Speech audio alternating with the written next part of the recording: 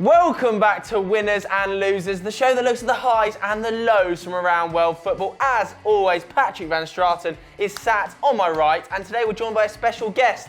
It is a builder's drill from outside. Nothing we can do about it. They just want to be involved. Kicking us off today in the winners category is Arsenal. Oof. A great game for the neutral on the weekend, of course, beating Burnley 2-1. And they now haven't lost since that Manchester City game and have climbed to second in the league. A brilliant weekend because everybody around them dropped points other than Chelsea. This time last season, Arsenal were actually on 44 points and top of the league, Pato. This season, you're on 47 and you're second. Hey. So very disappointing. But I think that just shows the calibre of the league at the moment and how competitive that top six really are. But in this game in particular, Mustafi, I think I'm going to put my hat on as being the man of the match in this game as well. I want to talk a little bit about him because he is still yet to lose for Arsenal. 21 games now he's played. Hasn't got an L just yet. He played really well in this one as well. Got his first goal for Arsenal, completed 66 passes at about 85% pass completion rate, so pretty impressive for a centre-back. He competed in 20 aerial duels. Burnley just lumping the ball long towards the end. Won 60% of them, so well done, Shkodran Mustafi. But Pato, I know you want to talk about the referee here, don't you? Well, Mustafi could have had a penalty early on when it was still 0-0. Yeah. There was a horrible tackle from Andre Gray, and that could have broken the deadlock. As it happened, Arsenal got their goal just after that. Mustafi nodding in Mesut Ozil's corner. Now, Mustafi, Ozil, and Xhaka were probably Arsenal's best players in this game until Xhaka got sent off. Yeah. He gave the ball away, and we know that when he gives the ball away, he always immediately tries to right that wrong. Yeah. The problem is that results in some rash tackles, and this one was not pleasant. He doesn't really catch the player, but he does jump in, and it's pretty two-footed. It looks like he's now going to have a 4-match ban, as this is his second red card of the season. It's now 7 times in his last 81 appearances for club and country that he has seen the red card. So it's a very familiar sight for Granit Xhaka at this point. It's really disappointing. You know, he's missed 14 games via suspension since the start of last season. And Arsenal are now going to miss him for that away game at Chelsea in just a few weeks' time. They're going to have to revert to a Ramsey Coquelin midfield, which, as any Arsenal fan will tell you, is the stuff of nightmares. But anyway, talking about the penalty decisions, John Moss got a lot of flack in this game, but he actually got a lot of the major decisions right. I thought so as well. The red card was correct. The Burnley penalty was certainly correct. Coquelin just has a hack at the player's ankle, brings him down in the box, though Arsene Wenger did not take kindly to it, remonstrating with Anthony Taylor, the fourth official, being sent off and then giving Taylor a little shove. Now, Wenger's apologised since, but we'd be amazed if he doesn't serve a lengthy ban. 5-game ban coming Wenger's way. Oh, at least, I'd have thought. Also, we also thought that the decision was right on the Koscielny penalty as well. Look, Koscielny was definitely offside, but the linesman doesn't flag it. And with that high foot going into his head, it only could result in one thing. That was, I believe, in the 96th minute of injury time that Arsenal netted that one, and it's a 2-1 win. Not too bad a weekend for Arsenal. They're in our winners category. I'm a happy boy on this Monday morning because our first losers come from Merseyside and it's Liverpool, Pato. Yeah, Liverpool slumped to a deserved 3-2 loss against Swansea at Anfield. They went 2-0 down early on, brought it back to 2-2 before conceding a sloppy third goal late on in the game. Now, they looked dominant kind of at first glance. 74% possession, 16 shots at goal. But they struggled at the back, and Paul Clement has immediately firmed up that Swansea defence. This is actually the first time Liverpool have lost at home in 17 Premier League games. Before impressive. This, 11 wins, 6 draws, and it's only the second time under Jurgen Klopp that Liverpool have conceded 3 at Anfield in a Premier League game. However, they were going great guns, but they're now 10 points behind Chelsea, who they play next Tuesday. So that might well knock them out of the title race altogether if they lose to the Blues. But it's a huge result for Swansea. We have to give Paul Clement credit.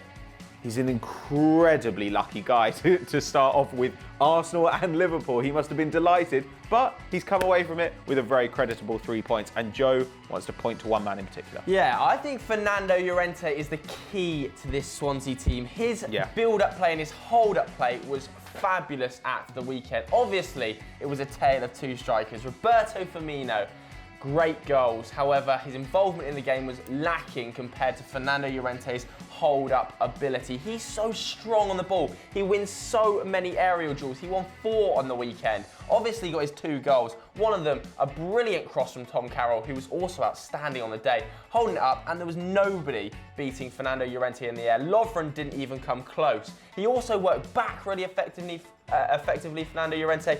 3 tackles won. That's pretty impressive. Clement, at the end of the game, he was almost had Llorente as on the edge of his box player, defensive midfielder. That's how much pressure Liverpool were putting on. But Swansea didn't let up. Llorente got his 2 goals, and he is going to be the crucial man if Swansea are going to stay up this season. But what do you guys at home think? Are they going to beat the drop? Let us know in the poll right there. Heading back over to the winners now, it had to be Sergio Ramos from Real Madrid. What is going on there? Before we talk about Sergio Ramos though, let's just focus on Real Madrid, because this game was actually very, very tight. Obviously, coming off the back of 2 losses on the bounce after a 40-game unbeaten run, so Zidane needed this victory because Barcelona won 4-0 as well, and Sevilla got a fantastic 4-3 victory to stay in the hunt. But Malaga proved a worthy adversary. 58% possession versus 42% possession, 14 shots versus 10 shots. It was a really, really close game until Madrid started to push away from it in the second half. Madrid, 2 points clear of Barcelona now, just 1 ahead of Sevilla. However, they do have that game in hand.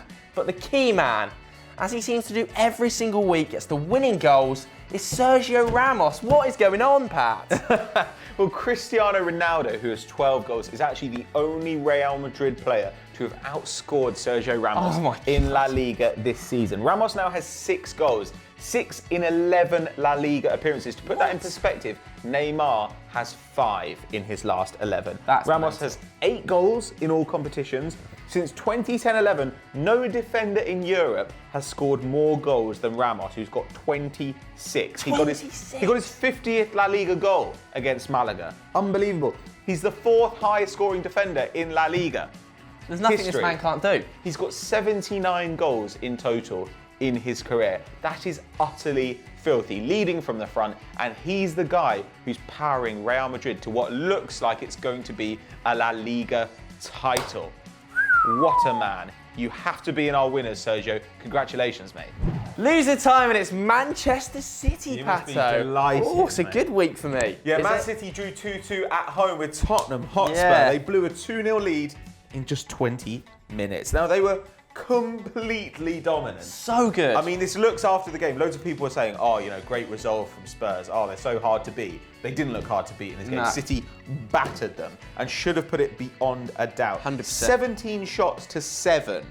Story of their season. Story of their season, exactly. Like, they missed so many sitters. Yeah. You know, Gabriel Jesus came on, put an unbelievable cross across the box. Nobody got on the end of it. He also had a goal disallowed, which was very, very funny. Very funny. Pep Guardiola, understandably, was frustrated with the result, but actually happy with his team's performance. Yes. You know, they dominated the centre of the pitch, which is easier said than done against Spurs. He said, when you let them play, Tottenham are by far the best team in the league. And actually, for the most part, City didn't let them play, but when they did, they got punished. And City, maybe things are looking up despite this annoying result. Yeah, I agree. I think City played really well. It's a shame for them that they let that 2-goal lead slip, but Tottenham on the day.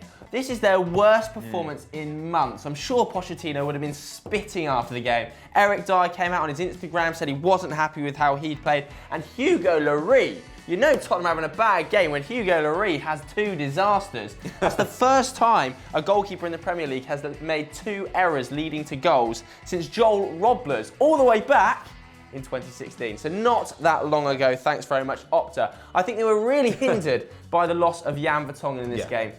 Wimmer came in.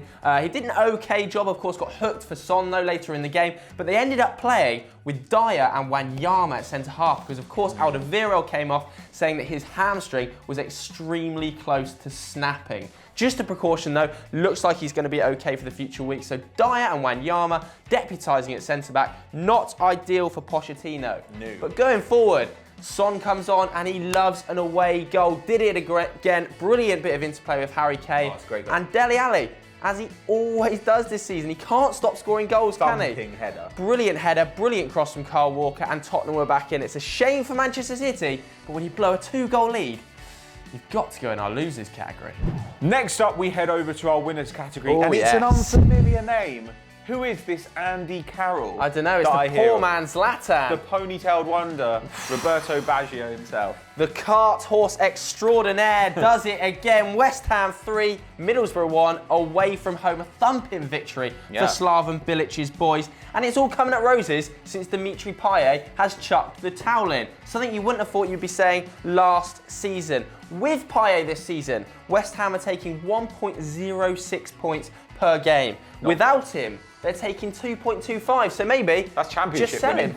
Exactly. So maybe just sell him, West Ham owners, because there's no point having a player like that in your reserves. They're up to 10th in the league now as well on 28 points. That's level with Stoke. Slightly worse goal difference. However, that's bound to change with the cart horse up front. And they've won 5 of their past 7 Premier League games. That's actually as many as they won in their previous 19. So Slaven just slowly turning it around like a freight train. But Pato, there's only one man we can talk about here. It's the man who should be playing for Barcelona and Real Madrid. It's Andy Carroll. 2 goals and man of the match away from home at Middlesbrough, and 3 goals away at Middlesbrough. It doesn't sound impressive, but their defensive record this season, Middlesbrough, has been absolutely sensational. Agreed. Carroll's now got 3 goals in 2 games. He's got 5 in 7 Premier League starts this season. Weirdly, we're seeing a renaissance of the kind of old-fashioned target man. Giroud, Negredo, Llorente and Andy Carroll have all been having excellent seasons. He scored in successive Premier League games for the first time since April 2016. Wow. That's actually not that long ago. It's the first time he's ever scored more than 1, though, in a Premier League away game. He's never done that. Never done that before in an away game. Scored more than 1 goal. Centre forward, brilliant. But this was a real rearguard action as well. They really held on for it, bunkered in, and it's a great result for them. Brilliant and they result. desperately needed it. So yeah, like Joe says, ship Payet out, you probably win the league. Our final loser of the day comes from France and in the form of Mario Balotelli's Nice, Pato. Yeah, Nice drew 1-1 against Battier. Now, they are top of Ligue 1 by 1 point, but these were terribly dropped points. They were playing a 10-man side. They had that man advantage for 30 minutes of the game. They've now just got 1 win in their last 7 games in all competitions. So the wheels look like they're kind of coming off the wagon at the moment. Battier were missing 3 of their most influential players, Koulibaly, Diallo and Sebastian Schillaci. Probably the best defender I've ever seen. Yeah, They were 100%. missing him. It should have been a walkover for Nice, but it wasn't. Prince Onyonge, on debut after this loan from Wolves, scored with a great finish for Battier, so rescued a point for them. It was. Not but too bad. There's only one man of the match in this game, really. It was obviously Cyprien in attacking midfield for Nice. 88% pass completion, 4 chances created, 5 through balls in mental. 1 game, That's mental. 1 assist. Very impressive stuff. But this is the first match for Mario Balotelli that he hasn't scored red carded or yellow carded in. So, an off day for Mario. But it's not surprising, because there were some disgusting scenes in this game. Before and during the game, Mario Balotelli was racially abused by the Battier fans. Really, really not nice to see in football at the moment. It's meant to be modern football. What are we doing? Hopefully FIFA and the LFP take according action and ban all fans involved in that behaviour for life, because nobody wants to see it. Nobody at all. Come on, Battier fans. You're much better than that. But Nice, you've got to be winning these games. On the pitch is what counts at the moment. And 1-1 against Battier. That could kill your title race. Time for some Twitter shout-outs then. You guys have been sending me and Pato suggestions all weekend. If you want to get your suggestions in next weekend, hit us up on Twitter on these handles. The first one comes from Jason Cooper. I love this one, Jason. Exeter City. 5 wins on the bounce and a hat-trick of assists for Ollie Watkins. The kid's on flames this season. It's only a matter of time before he leaves, let's be honest. Next one comes from Walid Ahmed. He says Wayne Rooney, of course, broke the Manchester United goal-scoring record with an absolute screamer of a free kick. What a legend. And then the final shout-out, Daniel Hing. He says Chelsea and Diego Costa, of course, winning as they always do. Top of the table. Looks like the league title is all but theirs, Pato. Yeah, well, I've got some shout-outs in the losers category. Pablo, give a shout-out for Gladbach, just a couple of points away from the drop zone, and they've been in the Champions League, so this is really bad. Don't worry, we are going to cover them on Euro Roundup. Taylor Stevens, Aston Villa threw away a 2-goal lead to draw 2-2. Very disappointing for them. And Antonio Giusti says Mike Dean demoted to the Championship and gave a penalty for a handball outside the box. Who knows, maybe he'll be in League One next week. Ooh. Just before we go anywhere, we wanted to send a get well message to Ryan Mason. Obviously a very, very serious injury. Hopefully you make a full recovery and can play some football before the season is out. But Pato, what should they do next, mates? Head over to Euro Football Daily and check out Euro Roundup, where this week Chris Hamill and I will discuss Manchester United, Valencia, and as I said before, Borussia Mönchengladbach. And as ever, guys, please do like and subscribe.